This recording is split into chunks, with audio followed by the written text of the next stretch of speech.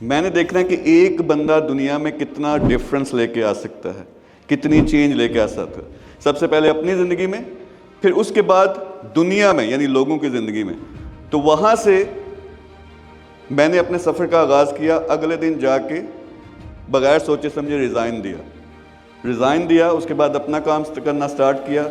لیکن ایک جو چیز میرے پاس اس وقت تھی, میرے پاس وہ پرچی آج بھی ہے جو آپ کے سامنے میں نے رکھوائی ہے کہ 1 پیج پلان کیا اچیو کرنا ہے. میں نے اس وقت ٹارگٹ بنایا تھا کہ 2030 تک میں کیا کیا اچیو کروں گا.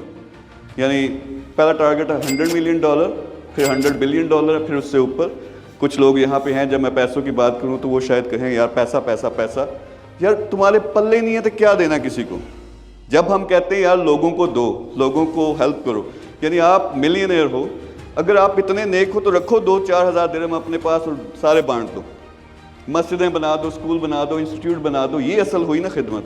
سو آئی ایم اے بلیور کہ جو امیر والا مومن ہے نا وہ شاید زیادہ کام کر سکتا ہے, غریب والا مومن اپنا کرے گا, لوگوں سے اچھا بتائے, لیکن ایک چھوٹا سرکل ہوگا. امیر والا پوری دنیا میں جا سکتا ہے. سو اینی وے, جو سب سے پہلے بات میں واپس دوبارہ آتا ہوں کہ ایلون مسک نے اتنا کچھ کیوں اچیو کیا, میجورٹی کیوں نہیں اچیو کر پاتا. Number 1 bullet point target. اگر آپ کو نہیں پتا کہ میں نے زندگی میں کیا اچیو کرنا ہے, تڑپتے رہو گے ساری زندگی, بے چین رہو گے. پیسہ کما لو, جو مرضی کر لو, سب سے اچھی ڈائریکٹر والی ساری پوزیشن لے لو, سکون نہیں آئے گا. سکون کب آتا ہے, جو مجھے سمجھ آئی کہ اس نے بنایا, وہ کہتے ہیں جس طرح نائب بنا کے بھیجا ہے. اللہ تعالیٰ کو کیا پسند ہے, دینا. نوازتا ہے یا نہیں؟ اس سے پسند آتا ہے بندہ جو دیتا ہے, لیکن دینے کے لیے سب سے پہلے خود اپنی ایسی پوزیشن ہونی چاہیے کہ دے سکو. تو وہاں پہ میں نے کلیئر ٹارگٹ بنایا 2030 کا. انشاءاللہ 2030 کا میں ٹارگٹ ہے $100 بلین ورث. لیکن اس سے بڑا جو ٹارگٹ ہے 100 ملین لوگوں کی زندگی میں پازیٹیو چینج کسی نہ کسی اینگل سے. کس اینگل سے؟